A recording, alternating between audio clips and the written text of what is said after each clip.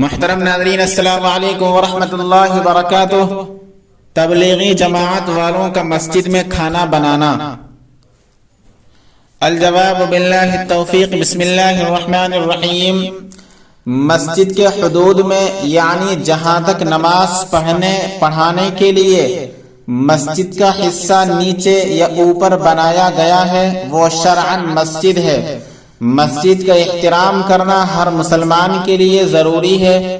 ایسی جگہ کہ کسی کونے میں جماعت والوں کے لیے کھانا بنانا جائز نہیں۔ مسجد نیچے تحت الثری تک اور اوپر آسمان تک مسجد ہوتی ہے۔ اس کا احترام بہرحال ہر مسلمان کے لیے ضروری ہے۔ مسجد کے حصے میں کھانا پکانا خواہ اعتکاف کی نیت کر کے ہی کیوں نہ ہو، مسجد کے آداب کے خلاف ہے۔ واللہ تعالی اعلم۔ بحوالہ دارالافتاء دارالعلوم دیوبند۔